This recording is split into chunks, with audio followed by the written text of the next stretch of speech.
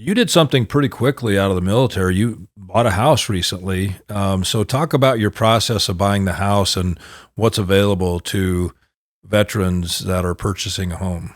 Being in the military, obviously there's the VA home loan option. Well, it also transitions to outside of the Marine Corps. You're also still qualified outside of the military, but this time it was a lot more worrisome because when I bought my first home still in the military, the market wasn't the way it is now. So I'd show up to these houses to look at a house, and I feel like it was an eBay war, and there's 15 people waiting outside to go see his house. And obviously, it slowed down a bit since you bought your house. It did, yeah, it slowed down. But the hardest part about that is when you use the VA home loan, they'll cover for what the home is going to be appraised for. So, you can't get into bidding wars and, pay $30,000, $40,000 over asking or over appraisal.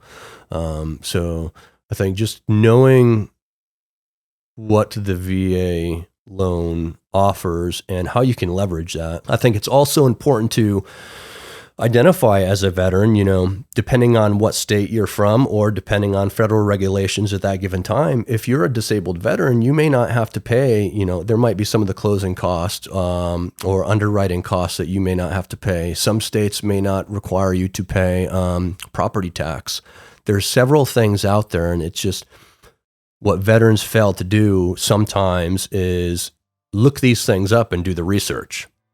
They don't look these things up and do the research, and they take things at face value. And it wasn't until I got out of the military that I started learning about several of these things. So that's why I thought it was important to talk about today is if me, 21 years in the military, doesn't know about it, then there's probably a lot of people that don't know about it. In addition to what they do, what the military does now is, transition readiness seminars. They help you and guide you towards transition out of the military. Well, a lot of the targeted audience that we have didn't have that. Therefore, they may not know a lot about these tools that the military and Veterans Affairs does still offer. So can people find out about those things through these forums that we talked about earlier?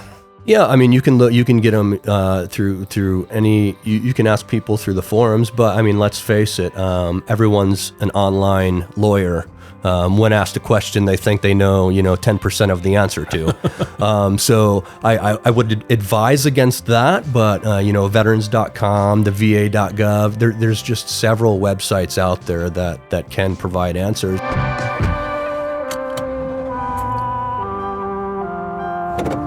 Starting your route to retirement.